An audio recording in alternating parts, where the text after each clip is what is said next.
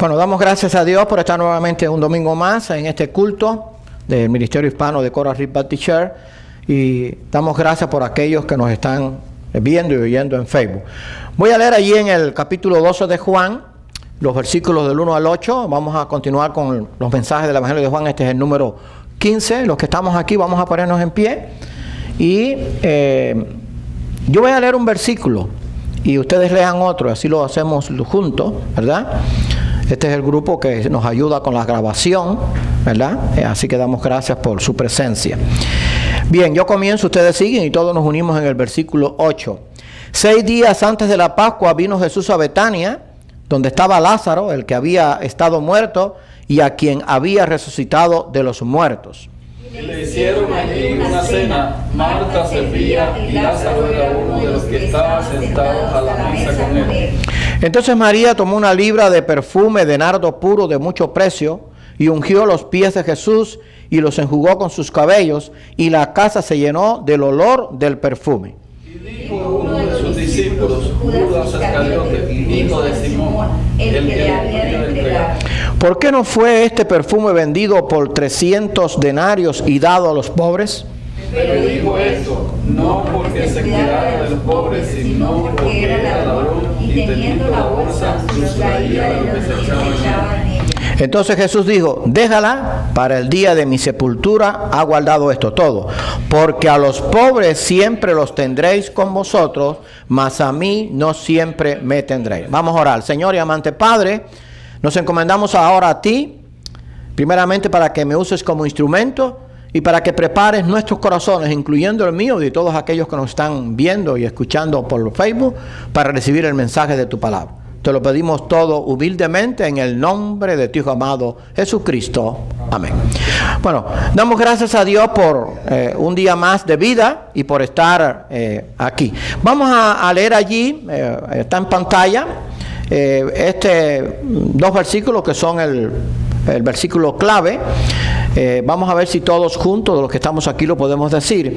El que ama su vida la perderá, y al que aborrece su vida en este mundo, para vida eterna la guardará. Si alguno me sirve, sígame, y donde yo estuviere, allí también estará mi servidor. Si alguno me sirviere, mi Padre le honrará. Juan 12, 25 y 26. Bueno, este es el texto clave de este capítulo 12 que vamos a ver hoy, siguiendo estos mensajes del Evangelio de Juan. Bueno, dice que el que ama su vida la perderá, y el que aborrece su vida en este mundo, para vida eterna la guardará. Ahora, el que ama el que además que se preocupa por las cosas materiales, es lo que quiere decir. El que además que piensa que todo está aquí en la tierra y que no hay nada más, bueno, pues un día va a perder la vida y después se va a encontrar con el juicio de Dios. Ahora, el que aborrece su vida, se quiere decir el que sabe que la vida no es este cuerpo solamente que tenemos o este tiempo que vivimos ahora, sino que la vida es algo aún mejor. Y que la vida no termina con la muerte para el creyente, sino que comienza la vida eterna para disfrutarla con Dios. Entonces allí Cristo hizo una declaración, que es una promesa. Si alguno me sirve, sígame. Hay que seguir sirviendo al Señor bajo cualquier circunstancia, y donde yo estuviere, allí también estará mi servidor. Si alguno me sirviere, mi Padre le honrará. O sea, eso está en Juan 12, 25 y 26. O sea, a veces en el mundo la gente sirve, pero no se les reconoce el trabajo. Los que sirven a Dios, no solamente el que es pastor o el que es misionero, sino el creyente que es fiel, que le predica a otros, que ora por otros, va a ser honrado por el Padre en el día del juicio final, en ese juicio de recompensa que Dios va a dar a sus hijos. Ahora vamos a ver en esta primera parte que Cristo es ungido en Betania. Esto fue lo primero que ocurrió allí en esa semana de que hablamos la semana pasada, semana de resurrección, cuando es ungido por María, la cual amaba de corazón a Jesús. 6 días antes de la Pascua, acuérdense que fue en la Pascua donde Cristo fue crucificado, vino Jesús a Betania. Entonces María tomó una libra de perfume de nardo puro de mucho precio y ungió los pies de Jesús y los enjugó con sus cabellos, y la casa se llenó del olor del perfume. Juan 12, 1 y 3. Bueno, Cristo dijo que esto había sido la unción para su sepultura. Normalmente en las costumbres que habían en Israel y en todos esos países que le rodeaban, cuando alguna persona llegaba de viaje, ¿qué pasaba? Se usaban sandalias que eran abiertas. La gente tenía, la mayor cantidad de gente se movía caminando de un lugar a otro. Entonces llegaban cansados con los pies llenos de polvo. ¿Qué hacían? Cuando llegaban a la casa, a una casa era la costumbre, la persona se quitaba la sandalia, se buscaba un lebrillo o una palangana, un recipiente, y entonces se le lavaba los pies como cortesía, porque al lavarse los pies sentían descanso. Bueno, ¿qué fue lo que hizo María? María no buscó un lebrillo, ni mucho menos. Ella cogió una libra de perfume de nardo puro y ungió los pies de Jesús. El nardo era un perfume que tenía un gran precio. Acuérdense que en el tiempo antiguo lo que tenía precio eran las piedras preciosas, el oro y los perfumes. Y vamos a ver que este perfume valía bastante y qué fue lo que quiso hacer Judas. Así que María amaba a Jesús y por eso el Señor le permitió que lo ungiera. Ahora, vamos a ver la diferencia entre María y Judas Iscariote. Judas Iscariote era uno de los 12 discípulos, pero fue el que le entregó. Y María, la hermana de Lázaro y de Marta, que amaba a Jesús, aquella familia que Jesús amaba tanto, y ellos también le amaban a él. Y dijo uno de sus discípulos, Judas Iscariote, era el que llevaba la tesorería: ¿por qué no fue este perfume vendido por 300 denarios y dado a los pobres? Pero dijo esto no porque se cuidara de los pobres, sino porque era ladrón y teniendo la bolsa sustraía de lo que se echaba en ella. ¿Por qué no fue vendido este perfume por 300 denarios? Bueno, normalmente el denario era el salario de un día, o sea, de un obrero de clase media o quizás. Así que estamos hablando de casi un año de trabajo. Tenía que trabajar un trabajador normal para comprar este perfume. Y entonces Judas, haciéndose el bueno, dijo, bueno, ¿y por qué no fue vendido y dado a los pobres?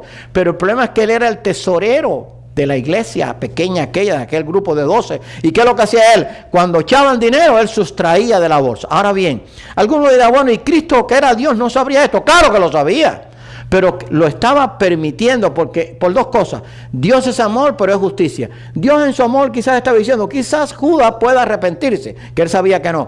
Pero también Dios es justicia, y cada vez que Judas hacía algo malo, ¿qué estaba haciendo? Acumulando ira para el día de la ira. Porque no solamente lo peor que le pasó a Judas no fue que fue hizo alcohol, lo peor que le pasó a Judas ahora es que está en un lugar de tormento eterno, porque nada indica que se arrepintió, y no lo indica la Biblia, y además con su muerte lo verificó. Lo más importante es lo espiritual. Entonces Jesús dijo, déjala, o sea, cuando hablaron de que María la había ungido con aquel perfume tan caro, déjala, para el día de mi sepultura ha guardado esto. O sea, él sabía que ya le estaba cerca su muerte. Ahora, fíjense esta declaración: porque a los pobres los tendréis con vosotros, mas a mí no siempre me tendréis. Porque a los pobres siempre los tendréis con vosotros, mas a mí no siempre me tendréis. Juan 2, 7 y 8. Esto es algo muy importante. Cristo declaró, a los pobres siempre los vamos a tener. Ahora, ¿la pobreza le agrada a Dios? No. ¿Por qué hay pobreza en el mundo? Por el pecado del hombre, por el alejamiento del hombre de Dios. Porque si los ricos, que son temerosos de Dios, repartieran sus bienes y lo dieran a los pobres, bueno, habría menos pobreza. Pero ¿qué pasa? Que el rico sin Dios quiere ser aún más rico. Recordemos aquella historia del rico insensato que Cristo puso, que dijo, voy a derribar mis graneros, lo voy a hacer más grande, y voy a decir, alma, regocíjate, huélcate, tienes bienes acumulados hasta que te mueras. Y entonces allí después la enseñanza fue, esta noche vienen a pedir tu alma y lo que has provisto, ¿de quién será? Los ricos no se preocupan por los pobres. Los pobres van a seguir existiendo, y él le dijo, a los pobres los van a tener con vosotros, mas no, a mí no siempre me tendréis. Ahora vamos a ver que Cristo enseñó que nosotros como hijos de Dios tenemos que ayudar siempre que podamos a los pobres y a los más necesitados. Aunque él declaró que a los pobres siempre lo tendrían, a él no, y por eso él dejó que lo ungieran con aquel perfume para el día de su sepultura. Además era algo profetizado. Él dijo, van a tener tiempo para ayudar a los demás. Además, si hubieran vendido el perfume de nardo puro por 300 denarios, posiblemente cuando fueran a la bolsa no habían ni 5 denarios. Los 295 se lo había echado al bolsillo Judas. Y no para dárselo a los pobres, sino para gastárselo en él. Siempre habrá oportunidad de hacer el bien. Siempre va a haber oportunidad de hacer el bien.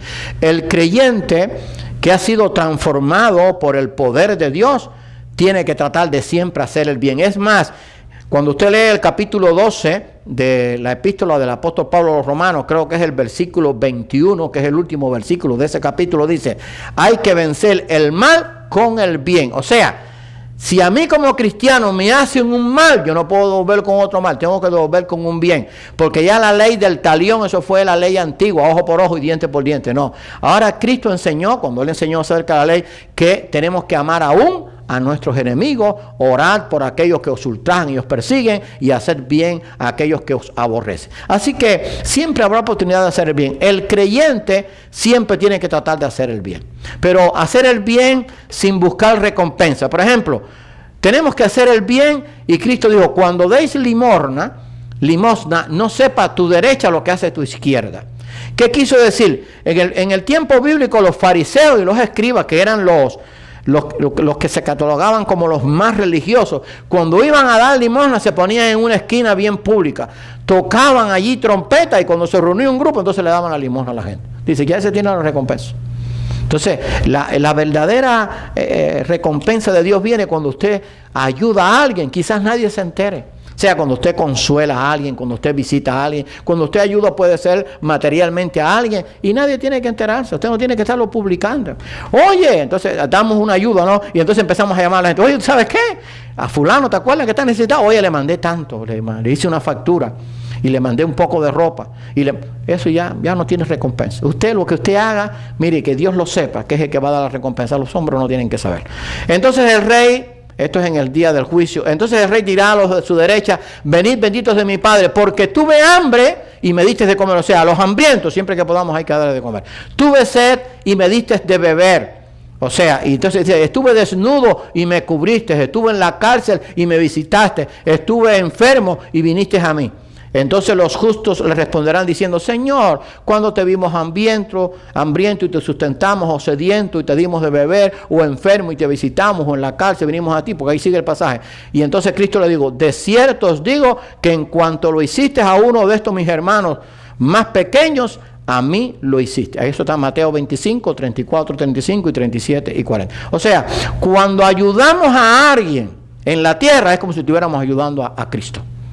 O sea, en cuanto lo hiciste a uno de estos mis hermanos más pequeños, a mí lo hiciste. ¿Por qué? Porque el amor de Dios es el que nos mueve a ser compasivos y misericordiosos. Ahora, hay que hacer el bien y hay algo importante que quiero leer allí que está en Gálatas. No solamente que tenemos que hacer el bien, sino que no nos podemos cansar de hacer el bien. Dice allí en Gálatas 6, 9 y 10, no nos cansemos pues de hacer el bien, porque a su tiempo segaremos si no desmayamos. Así que según tengamos oportunidad, hagamos bien a todos y mayormente a los de la familia de la fe. Aquí aprendemos algo. En primer lugar, no podemos cansarnos. O sea, siempre que podamos, hagamos el bien. Porque hay gente que dice, incluyendo que se llaman cristianos, bueno, ya le ha hecho tanto bien que ya está bueno, no le voy a hacer más nada. No, usted siga. Mientras usted pueda, hágalo. El que está notando eso en el cielo es Dios, está haciendo tesoros en el cielo, la recompensa va a venir. Ahora, dice, según tengamos oportunidad, hagamos bien a todos. O sea, si podemos ser bien a todos, ok, pero, dice aquí, pero mayormente a los de la familia de la fe. O sea, voy a ver cómo explico esto. Hay una persona que está muy necesitada y hay otra persona que también está muy necesitada al mismo nivel. Uno es un hermano en la fe y el otro no. Y nada más que puedo ayudar a uno, bueno, voy a ayudar al hermano en la fe. Ahora, eso es bíblico, no estoy menospreciando al otro. O puedo hacer lo siguiente, puedo dividir a la mitad para uno y la mitad para el otro. Pero lo que dice aquí es que tengo que ocuparme, y eso era en el tiempo bíblico, porque había mucha necesidad dentro de la iglesia de Dios. O sea, dentro de los cristianos y mayormente los de la familia de la fe. Pero no quiere decir que no ayudemos a todos. Porque, por ejemplo, hay personas que inclusive nos odian. Bueno, usted le puede ayudar, está necesitado, ayúdale. Usted está pagando quizás el mal que él le pueda hacer con un bien, o sea, ayúdale. Pero siempre va a haber oportunidad para hacer el bien. Jesús es proclamado rey. Dice que el día siguiente grandes multitudes que habían venido a la fiesta al oír que Jesús venía a Jerusalén tomaron ramas de palmera y salieron a recibirle y clamaban, Hosanna, bendito el que viene en el nombre del Señor, el Rey de Israel. O sea, Hosanna quiere decir reina ahora, porque creían que Cristo era la iba a liberar del imperio romano. Bendito el que viene en el nombre del Señor, el Rey de Israel. Bueno, le llamaban rey y sin embargo después gritaron crucifícale, ¿verdad? Bueno, eso está allí. Juan es el que relata que le dijeron el rey, hay aquí el que viene en el nombre del Señor, el rey de Israel. Muchos dicen que Cristo es rey, pero no lo obedecen. O sea, no han oído hablar por ahí. Inclusive ha habido, ¿cómo se llama?, organizaciones políticas, viva Cristo Rey, y no es que no esté mal, pero a veces dicen vive Cristo Rey, pero Cristo no es el rey de su vida. Porque, ¿qué pasa? Si Cristo es mi rey, yo tengo que obedecerle. O sea, no puedo decir Cristo es mi rey y hacer lo que a mí me da la gana. Porque en el tiempo antiguo los reyes daban las órdenes y nadie podía discutirlas. Oye, tienes que hacer esto. Entonces, cuando mandaban a alguien, él le decía, no, rey, no, yo no voy a hacer eso. No había discusión. Tienes que hacer esto y así como yo te digo. Y tiene que ser ahora, en este momento. Entonces, si Cristo es mi rey, yo tengo que obedecerle, ¿verdad? Ahora, hay muchos que le dicen que Cristo es rey, pero no lo obedecen. Ese fue el caso de Pilato. Le dijo entonces Pilato, cuando estaba Pilato y era allí uno frente al otro, acuérdense que fue llevado ante Pilato y él fue que lo dejó para que lo crucificaran. Luego, ¿eres tú rey? Fíjense lo que respondió Cristo, respondió Jesús. Tú dices que yo soy rey, yo para esto he nacido. O sea, yo nací para ser rey. Yo soy rey, el rey eterno, el rey de reyes y señor de señores. Y para esto he venido al mundo, para dar testimonio a la verdad. Todo aquel que es de la verdad, oye mi voz. Juan 18:37. O sea, Cristo dijo, oye, tú lo dices, yo lo soy. Sin embargo, le entregó a Barrabás, un ladrón, un homicida, un delincuente. Y entonces al rey, que se lo dijo Cristo, y tú lo dices, yo lo soy, yo para esto he nacido, pues entregó y no lo consideró como el rey. Así que muchos dicen que Cristo es rey, pero no le obedecen. Como cristianos tenemos que obedecer a nuestro rey, que es el rey de reyes.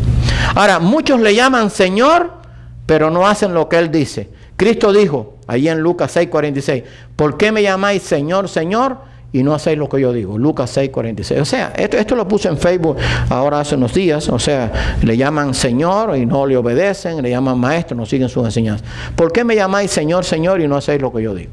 O sea, no sé si ustedes han oído a esa gente que se llama muy religiosa. No, Cristo para mí es lo máximo. No, Dios, el Todopoderoso.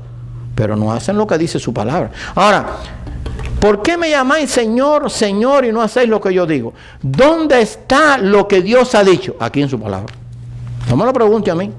Empiece por Génesis 1:1 y siga por toda la Biblia. Termine después en el libro de Malaquías, los 39 libros del Antiguo Testamento. Comience en Mateo capítulo 1 y siga después hasta Apocalipsis 22-21, los 27 libros del Nuevo Testamento. Ahí está todo lo que Dios quiere que yo haga. Ahí está todo lo que Dios ha dicho para yo hacerlo. Entonces, el Señor Cristo dijo, ¿por qué me llamáis Señor, Señor y no hacéis lo que yo digo? O sea, si le llamamos a Cristo Señor, tenemos que obedecer.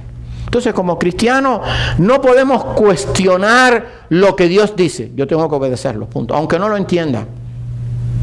En medio de la peor situación, en medio de lo que para mí sería incomprensible, yo tengo que confiar en Dios y tengo que hacer lo que dice su palabra. ¿Qué dice su palabra? Que en medio de todo, yo tengo que obedecer a Dios. Por ejemplo, hay un pasaje que lo hemos mencionado muchas veces, y yo sé que en este tiempo muchos lo han citado, es Romanos 8:28. Dice, a los que a Dios aman, todas las cosas les ayudan a bien. Ahora bien, ¿eso no es lo que dice la Biblia? Tengo que creerlo. A los que aman a Dios, esto es lo que conforme a su propósito son llamados, todas las cosas obran para bien. Ahora, cuando dice todas las cosas, yo no puedo excluir ninguna. La muerte de un hijo, la muerte de la esposa, la muerte de la mamá, la muerte del papá, la situación más terrible, obra para bien, yo lo creo. Punto. Ahora, no, yo se voy a cuestionar a Dios. No, ese pasaje no es así. No todo obra para bien porque no debía pasar esto, no. Por eso esa gente que declara y que dice está en contra de lo que Dios dice en su palabra. Todo obra para bien. O sea, esta pandemia que es algo terrible en el mundo, va a obrar para bien a aquellos que aman a Dios. Y punto. Yo tengo que confiar en eso. Yo creo que después de esto va a haber un despertar en la iglesia, que muchos quizás no regresen. Ok, está bien. Pero va a haber un despertar en el pueblo de Dios, aquí en este ministerio hispano y en todas las iglesias. ¿Por qué? Porque la gente va a decir, ahora hay que buscar a Dios más. Cuando no nos podíamos reunir, pues ahora entendemos la necesidad de estar reunidos para alabar a Dios. Así que todo obra para bien. Pero Cristo dijo, ¿por qué me llamáis Señor, Señor y no hacéis lo que digo? O sea, si llamamos a Cristo Señor, tenemos que obedecer su palabra. Muchos le llaman maestro, pero no siguen sus enseñanzas. Vosotros, le dijo él a sus discípulos, me llamáis maestro y Señor y decís bien, porque lo soy. Juan 13:13. Muchos le llaman maestro, pero no siguen sus enseñanzas. Ahora bien, ¿dónde están las enseñanzas de Cristo? Bueno, aparte de que Cristo es Dios, está desde el Génesis. Pero bueno, vamos a usar el Nuevo Testamento. Bueno, todas las enseñanzas de Cristo están desde Mateo 1:1 hasta Apocalipsis 22:21. Punto. Sigue las enseñanzas de Cristo. No las cuestiones. Entonces ahora dice las enseñanzas de Cristo en el Sermón del Monte que tengo que amar a mis enemigos. Entonces, ¿qué hago yo? Empiezo a cuestionar eso. No, pero yo no puedo hacer eso. Yo no puedo amar a mi enemigo. Punto. Tú no puedes amar a tu enemigo, y Cristo dice que Dios hace salir su sol sobre buenos y malos y llover sobre justos e injustos. Entonces, ¿qué estoy haciendo? Estoy tomando de las enseñanzas de Cristo la que me conviene. Eso no funciona así. Si me llamáis maestro y Señor, decís bien porque lo soy. Si le llamamos maestro, tenemos que seguir sus enseñanzas. Ahora bien, las enseñanzas están aquí en la Biblia, y sobre todo las enseñanzas de Cristo en el Nuevo Testamento, aunque también Cristo se manifestó como el Dios encarnado en el Antiguo Testamento. O sea, si le llamo maestro, tengo que seguir sus enseñanzas. ¿Para qué venimos a la iglesia o para qué la gente, los pastores enseñamos la Biblia? Para cumplirla. No es para tener un conocimiento. El conocimiento de la Biblia no me lleva al cielo. Si ese conocimiento yo no lo llevo a mi corazón y lo pongo en práctica. O sea, las enseñanzas de Cristo no me llevan al cielo si yo no las creo y las pongo por obra. Por ejemplo, Cristo dice en una de sus enseñanzas, yo soy el camino, la verdad y la vida. Nadie viene al Padre sino por mí. Entonces yo quiero ir al Padre por otro lado. Entonces no estoy siguiendo la enseñanza. Punto. Entonces por eso algunos le llaman maestro, muchos le llaman maestro, pero no siguen sus enseñanzas. Cristo lo enseñó. Jesús anuncia su muerte fue a su debido tiempo. O sea, Cristo murió en el momento oportuno. Jesús le respondió diciendo, ha llegado la hora, o sea, llegó el tiempo ya en que yo tengo que morir, para que el Hijo del Hombre sea glorificado. De cierto os digo, que si el grano de trigo no cae en la tierra y muere, queda solo. Pero si muere, lleva mucho fruto. Eso está en Juan 12, 23, 24. O sea, tú sabes que cuando el grano de cualquier semilla, en este caso el trigo cae y tiene que morir, pues entonces cuando sale ya el árbol, la mata, el grano desaparece. El trigo tiene que ver con los hijos de Dios. ¿No recuerdan la parábola del trigo y la cizaña?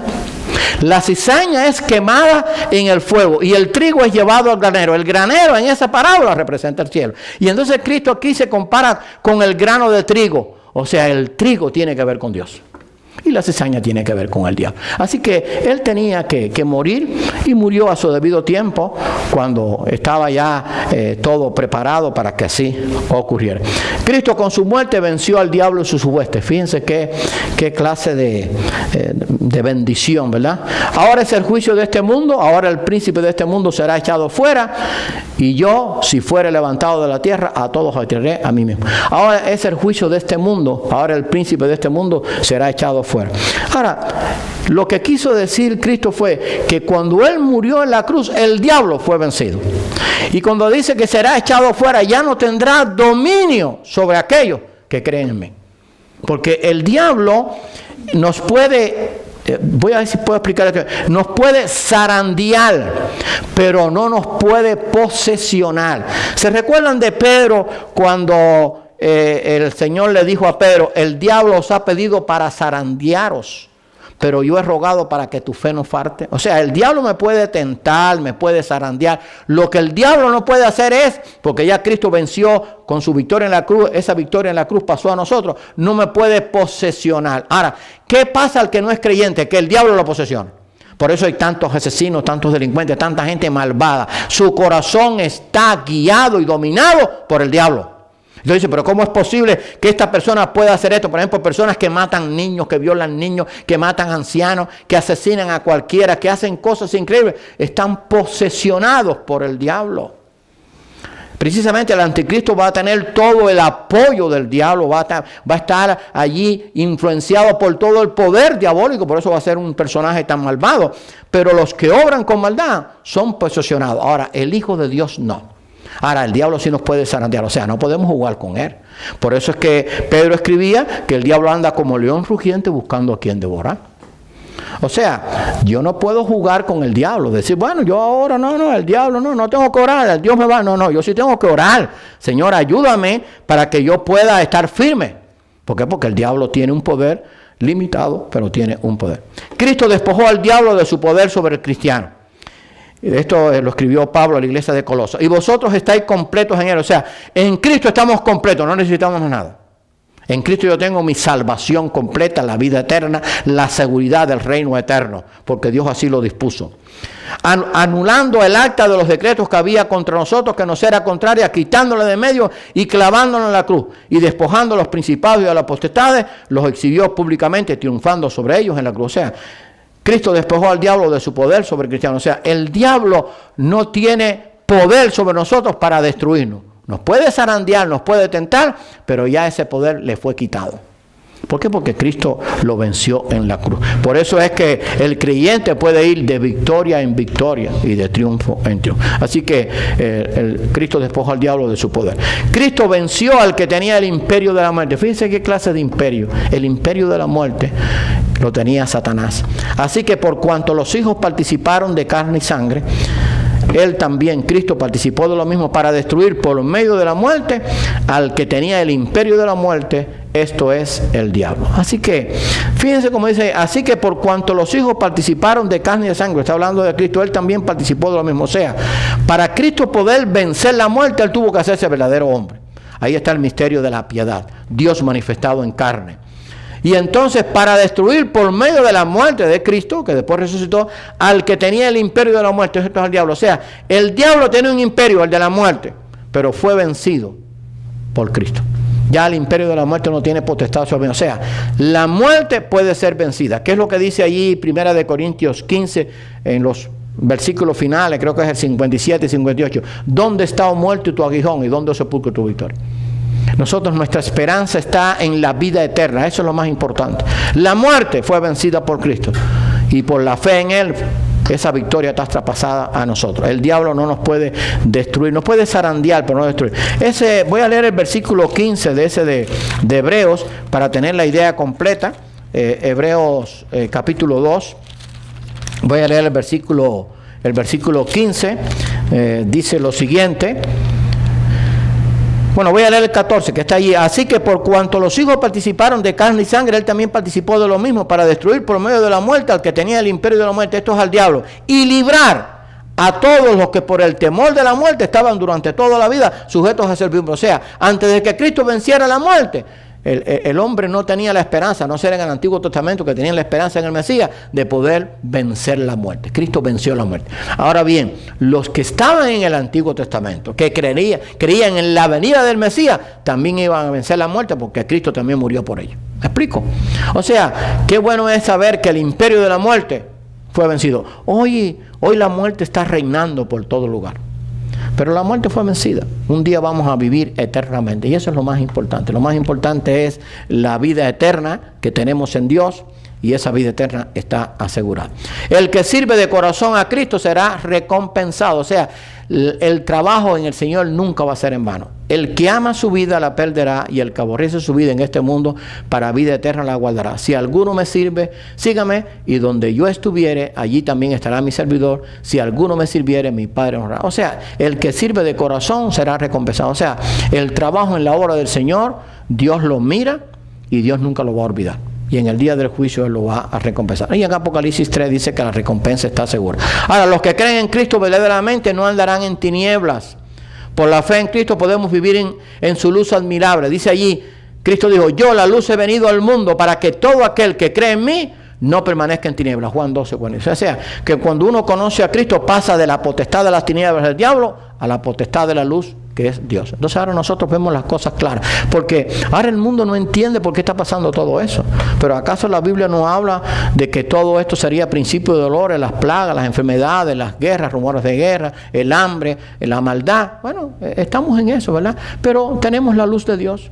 Yo la luz he venido al mundo para que todo aquel que cree en mí no permanezca en tinieblas. Tenemos la luz de Dios y podemos ver todas las cosas claras a la luz de su palabra. Tenemos que vivir como hijos de luz. Entre tanto, decía Cristo, que tenéis luz, creed en la luz para que seáis hijos de luz. Juan 12:36.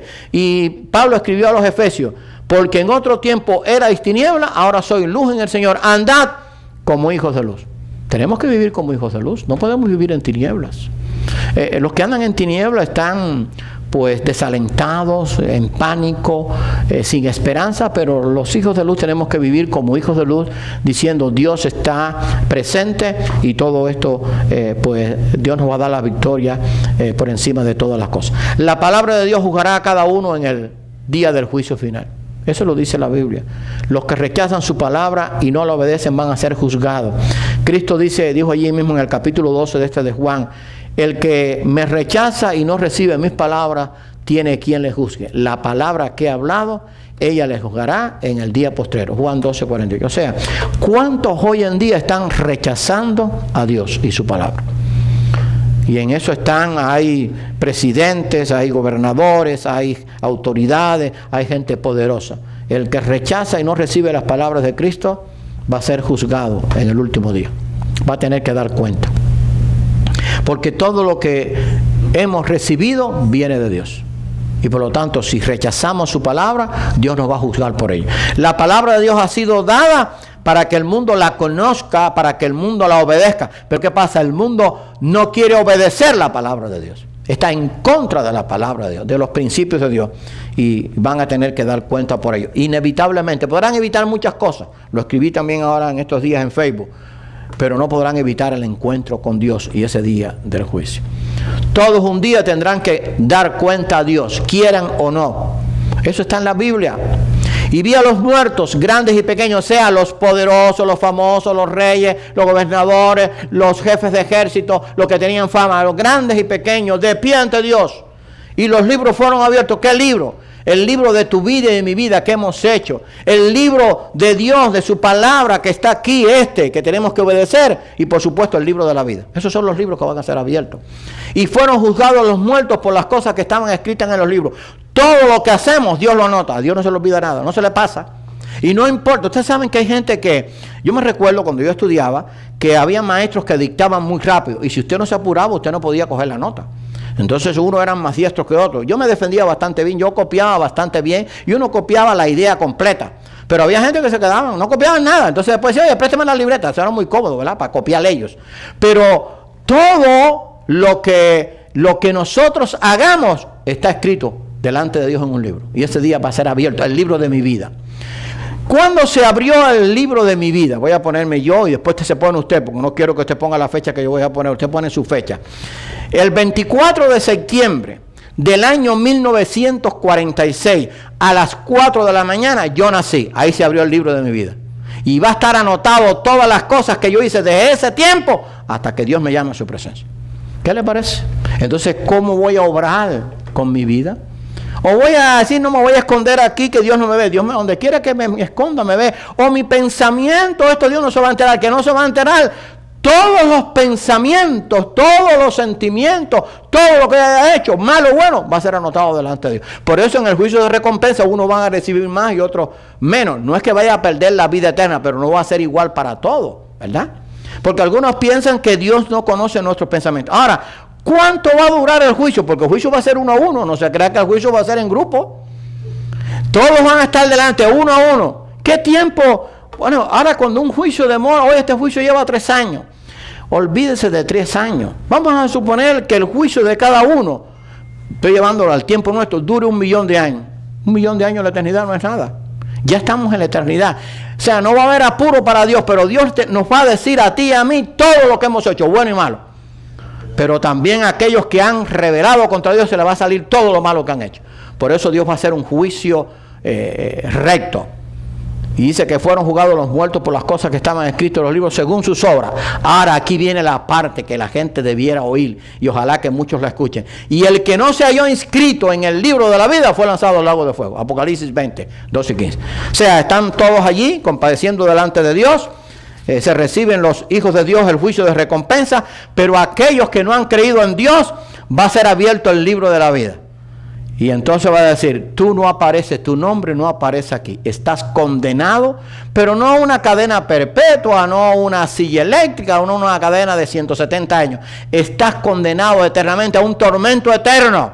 Porque para ser anotado en el libro de la vida, Hay que haber creído en Cristo, ser sellado con el Espíritu Santo por haber creído verdaderamente, y entonces Cristo con su sangre nos anota en el libro de la vida, y eso no hay quien lo borre.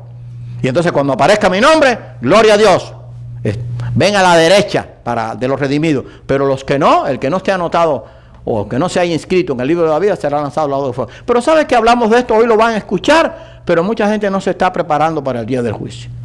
Se prepara para este mundo, pero no se prepara para el encuentro con Dios, que ese sí es inevitable. El encuentro con Dios es inevitable, porque el encuentro con Dios, o Él viene por nosotros, digamos, los que somos creyentes en el arrebatamiento, o la muerte, y todos tenemos que morir un día, querramos o no. Y cuando una persona muere, va a tener que comparecer delante de Dios. Dice, vi a los muertos grandes y pequeños de pie ante Dios. O sea, nadie va a estar exento de este juicio. Nadie.